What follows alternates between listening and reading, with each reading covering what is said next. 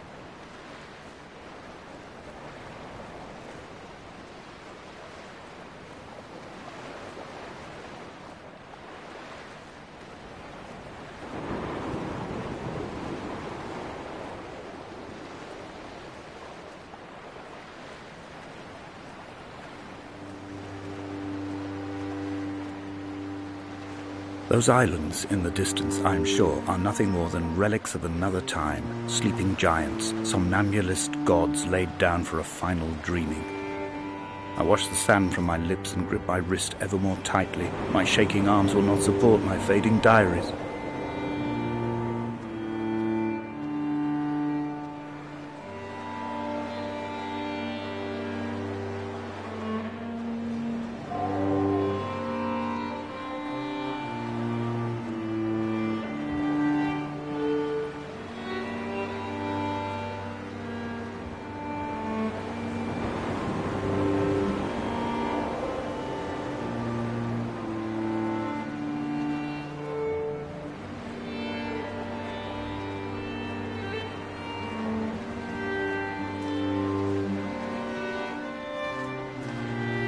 I have found the ship's manifest, crumpled and waterlogged under a stash of paint cans. It tells me that along with this present cargo, there was a large quantity of antacid yogurt bound for the European market. It must have washed out to sea. God knows there are no longer gulls or goats here to eat it.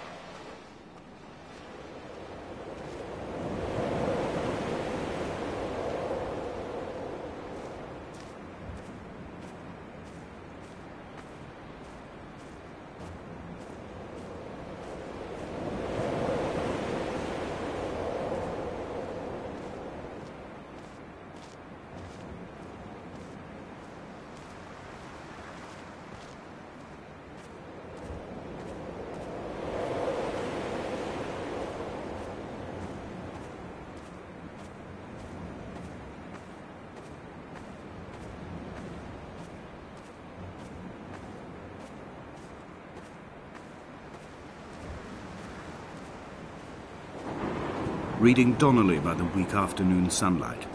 He landed on the south side of the island, followed the path to the bay and climbed the mount. He did not find the caves, and he did not chart the north side. I think this is why his understanding of the island is flawed, incomplete. He stood on the mount and only wondered momentarily how to descend. But then, he didn't have my reasons.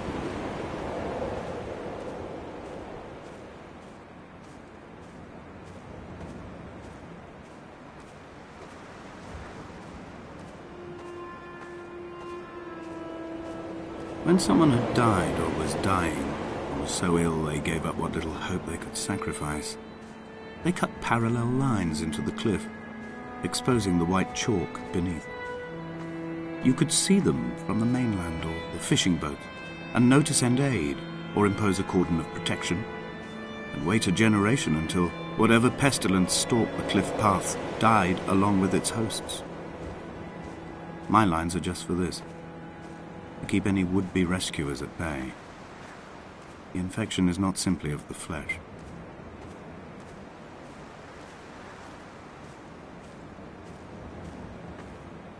We are not like Lot's wife, you and I. We feel no particular need to turn back.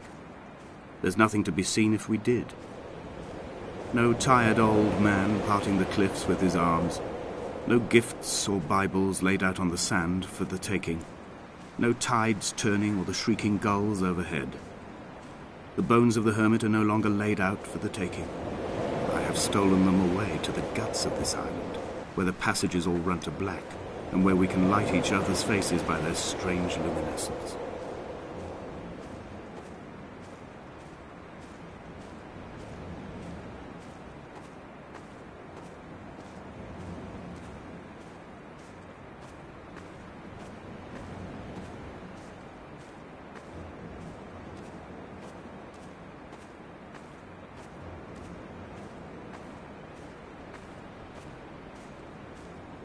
Dear Esther, I met Paul. I made my own little pilgrimage. My Damascus, a small semi-detached on the outskirts of Wolverhampton. We drank coffee in his kitchen and tried to connect to one another. Although he knew I hadn't come in search of an apology, reason or retribution, he still spiraled in panic, thrown high and lucid by his own dented bonnet. Responsibility had made him old. Like us, he'd already passed beyond any conceivable boundary of life. I find myself increasingly unable to find that point where the hermit ends and Paul and I begin. We are woven into a sodden blanket, stuffed into the bottom of a boat to stop the leak and hold back the ocean. My neck aches from staring up at the aerial. It mirrors the dull throb in my gut where I am sure I've begun to form another stone. In my dreams, it forms into a perfect representation of Lot's wife, head over her shoulder, staring along the motorway at the approaching traffic in a vacuum of fatalistic calm.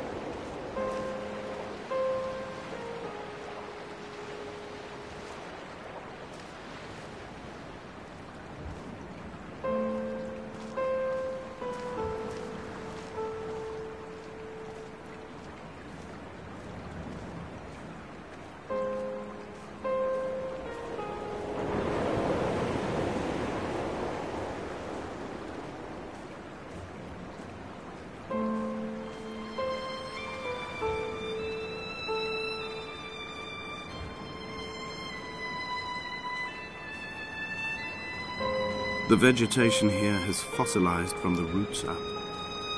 To think they once grazed animals here, the remnants of occupation being evidence to that. It is all sick to death. The water is too polluted for the fish, the sky is too thin for the birds, and the soil is cut with the bones of hermits and shepherds. I've heard it said that human ashes make great fertilizer, that we could sow a forest from all that is left of your hips and ribcage, with enough left over to thicken the air and repopulate the bay.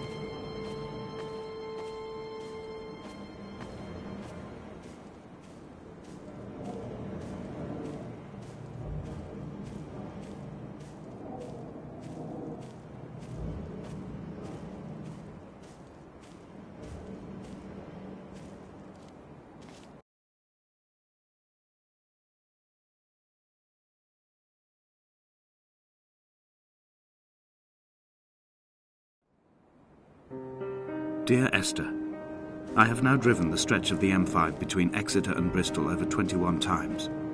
But although I have all the reports and all the witnesses, and have cross-referenced them within a millimetre using my Ordnance Survey maps, I simply cannot find the location. You'd think there would be marks to serve as some evidence. It's somewhere between the turn-off for Sanford and the welcome brake services. But although I can always see it in my rear-view mirror, I have as yet been unable to pull ashore.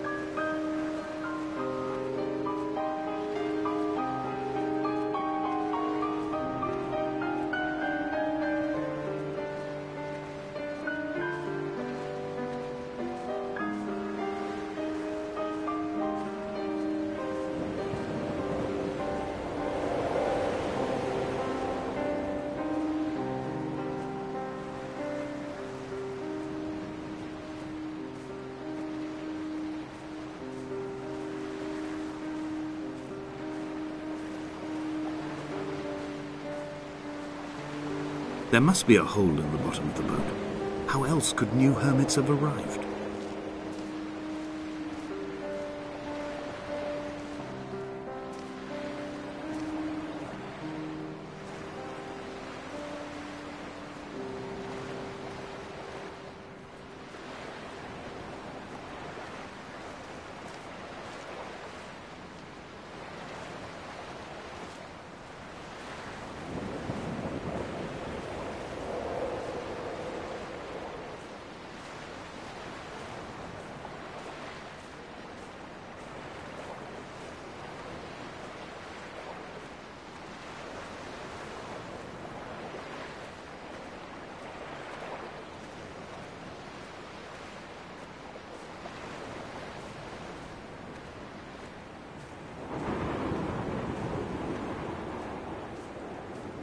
I had kidney stones and you visited me in the hospital.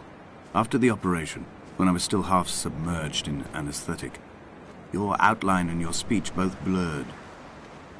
Now my stones have grown into an island and made their escape, and you have been rendered opaque by the car of a drunk.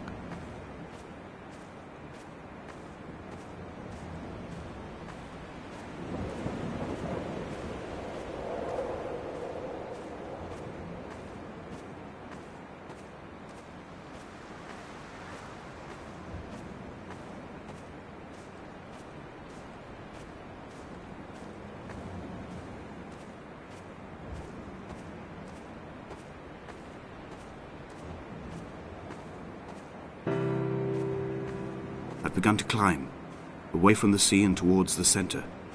It is a straight line to the summit, where the evening begins to coil around the aerial and squeeze the signals into early silence. The bothy squats against the mount to avoid the gaze of the aerial. I too will creep under the island like an animal and approach it from the northern shore.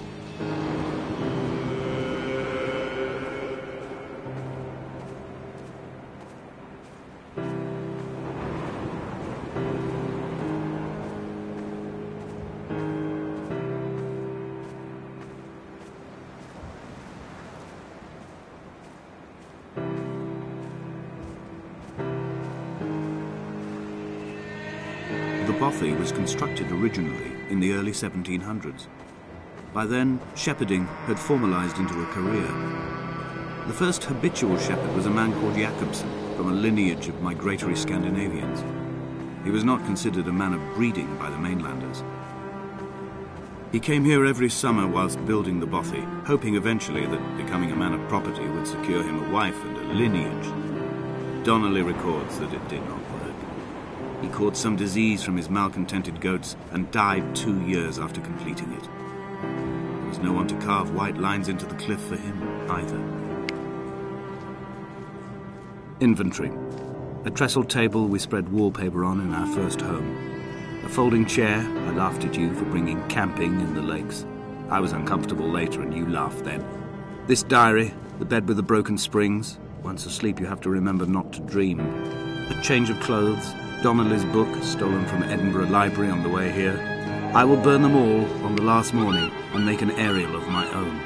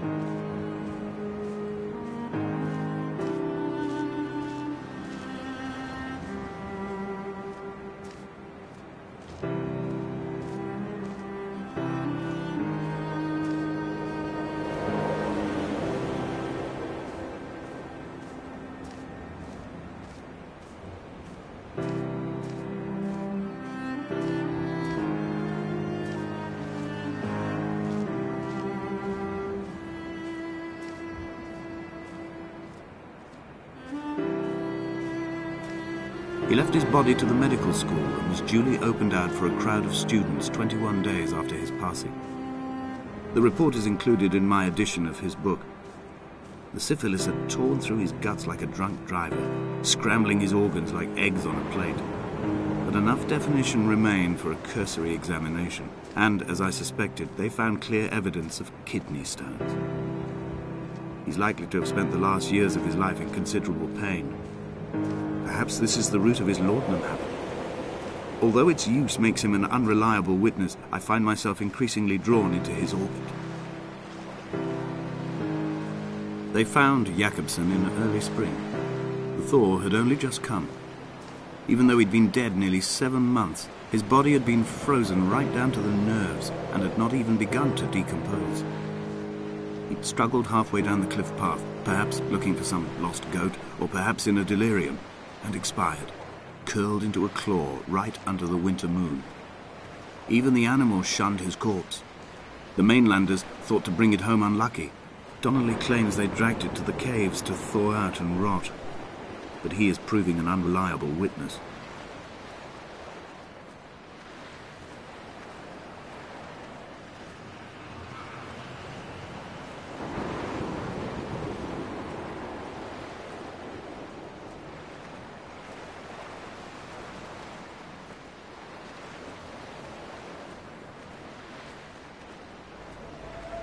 Climbing down to the caves, I slipped and fell and have injured my leg. I think the femur is broken. It is clearly infected. The skin has turned a bright, tight pink, and the pain is crashing in on waves, winter tides against my shoreline, drowning out the ache of my stones. I struggled back to the bothy to rest, but it has become clear that there is only one way this is likely to end.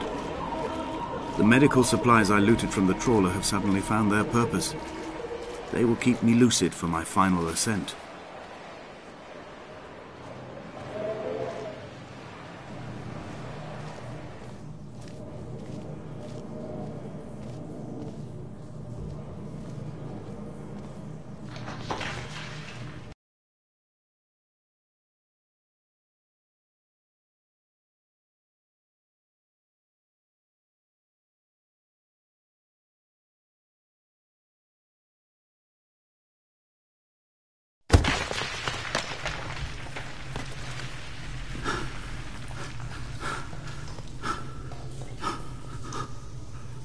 Donnelly did not pass through the caves.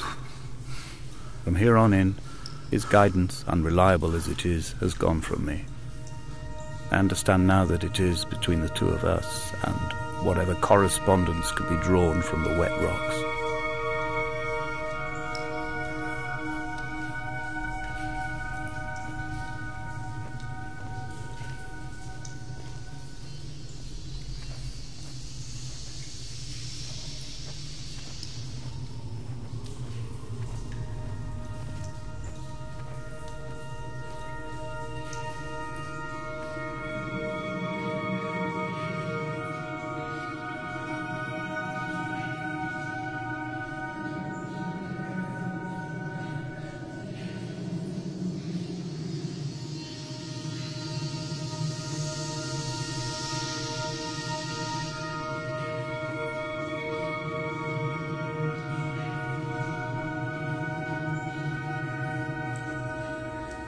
They'd stop the traffic back as far as the Sandford Junction and come up the hard shoulder like radio signals from another star.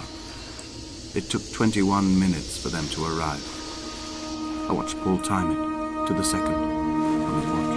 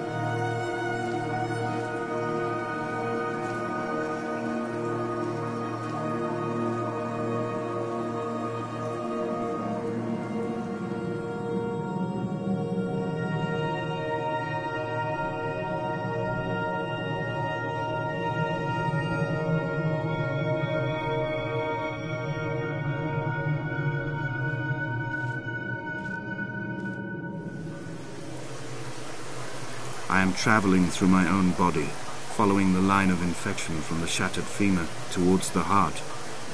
I swallow fistfuls of painkillers to stay lucid. In my delirium, I see the twin lights of the moon and the Ariel shining to me through the rocks.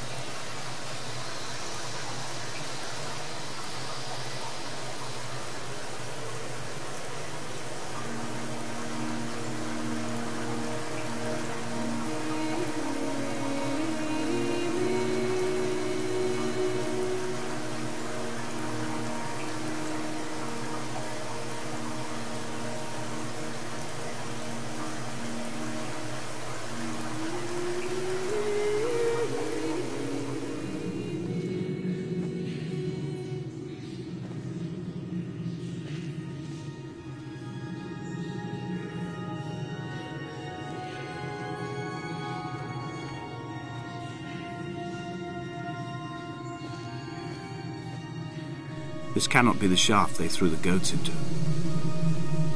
It cannot be the landfill where the parts of your life that would not burn ended up. It cannot be the chimney that delivered you to the skies. It cannot be the place where you rained back down again to fertilize the soil and make small flowers in the rocks.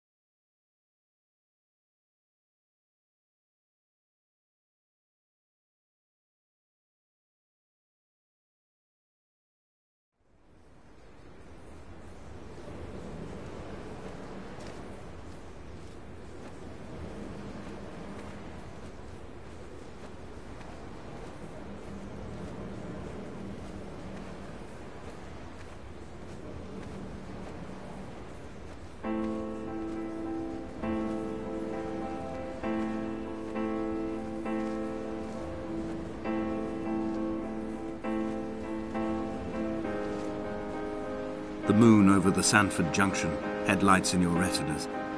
Donnelly drove a grey hatchback without a bottom. All the creatures of the tarmac rose to sing to him. All manner of symbols crudely scrawled across the cliff face of my unrest. My life reduced to an electrical diagram. All my gulls have taken flight. They will no longer roost on these outcrops. The lure of the moon over the Sanford Junction is too strong.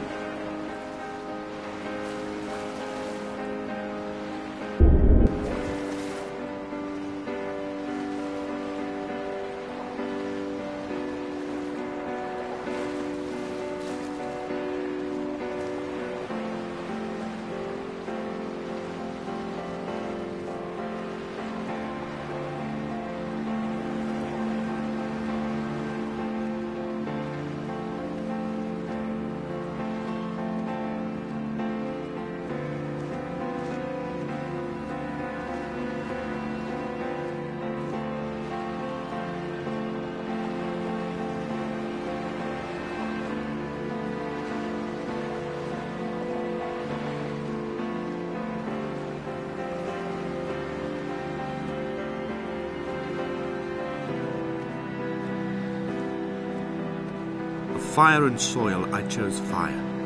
It seemed the more contemporary of the options, the more sanitary. I could not bear the thought of the reassembly of such a ruin. Stitching arm to shoulder and femur to hip, charting a line of thread like traffic stilled on a motorway, making it all acceptable for tearful aunts and traumatized uncles flown in specially for the occasion. Reduce to ash, mix with water, make a phosphorescent paint for these rocks and ceiling.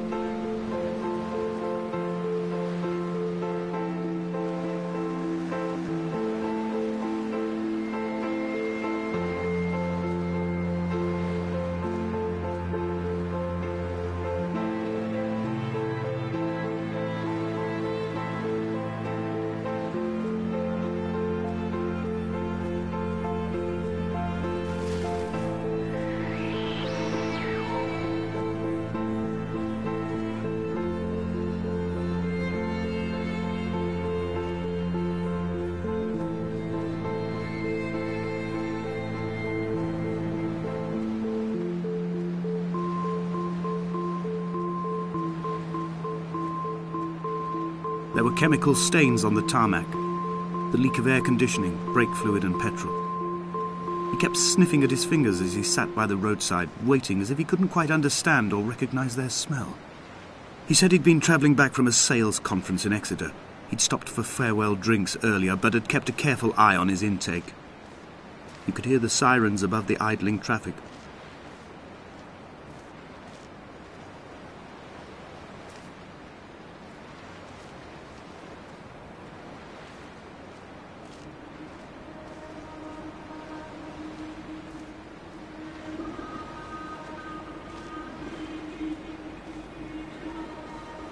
From here, I can see my armada.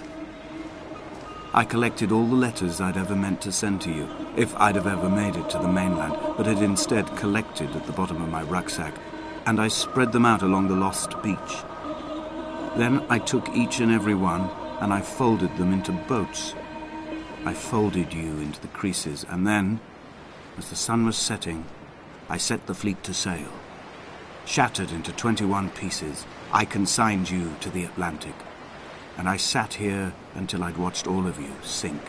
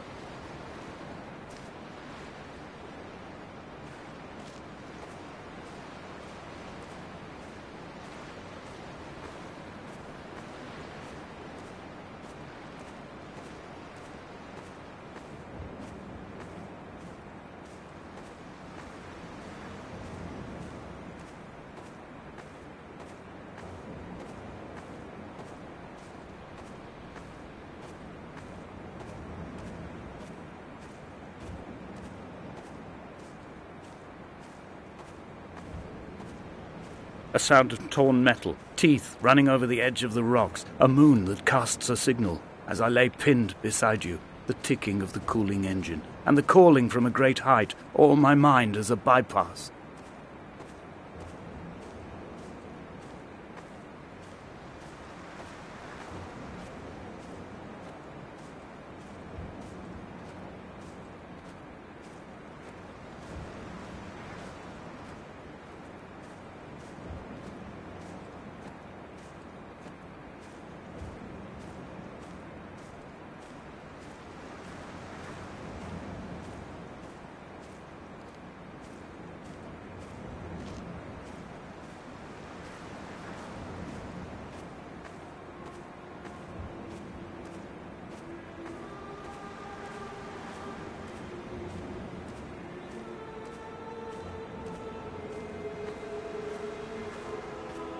I've begun my voyage in a paper boat without a bottom. I will fly to the moon in it. I've been folded along a crease in time, a weakness in the sheet of life. Now you've settled on the opposite side of the paper to me.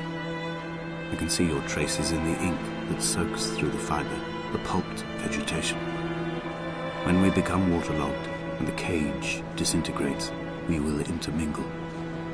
When this paper aeroplane leaves the cliff edge and carts parallel vapor trails in the dark, we will come together.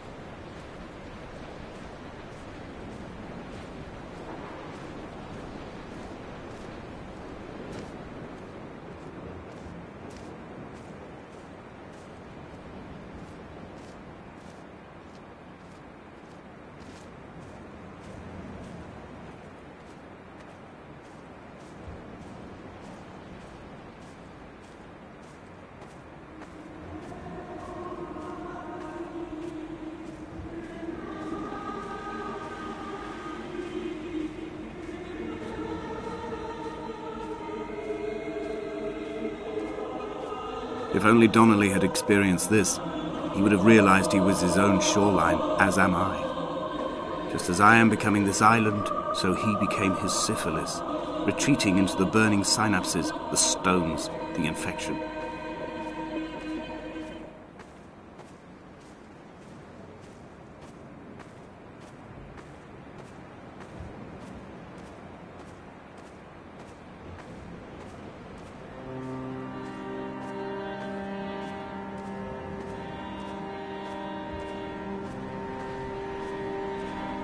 Bent back like a nail, like a hangnail, like a drowning man clung onto the wheel, drunk and spiraled, washed onto the lost shore under a moon as fractured as a shattered wing. We cleave, we are flight and suspended, these wretched painkillers, this form inconstant. I will take flight, I will take flight.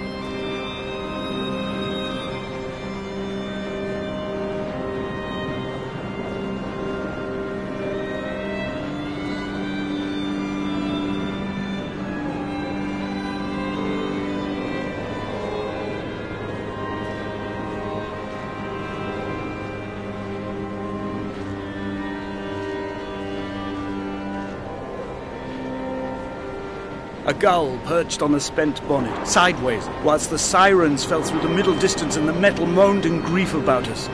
I'm about this night in walking, old bread and gull bones, old Donnelly at the bar gripping his drink, old Esther walking with our children, old Paul as ever, old Paul. He shakes and he shivers and he turns off his lights alone.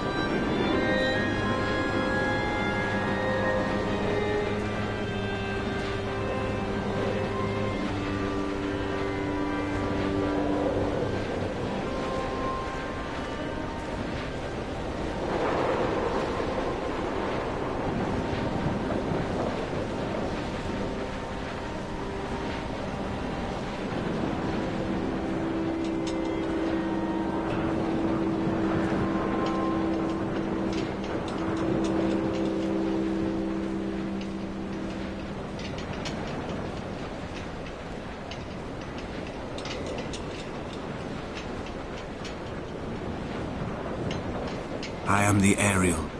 In my passing, I will send news to each and every star. Dear Esther, I have burnt my belongings, my books, this death certificate. Mine will be written all across this island. Who was Jakobsen? Who remembers him?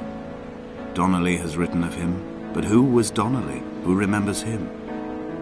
I have painted, carved, hewn, scored into this space all that I could draw from him. There will be another to these shores to remember me. I will rise from the ocean like an island without bottom, come together like a stone, become an Ariel, a beacon, that they will not forget you. We've always been drawn here. One day the gulls will return and nest in our bones and our history. I will look to my left and see Esther Donnelly flying beside me. I will look to my right and see Paul Jakobsen flying beside me. They will leave white lines carved into the air to reach the mainland, where help will be sent.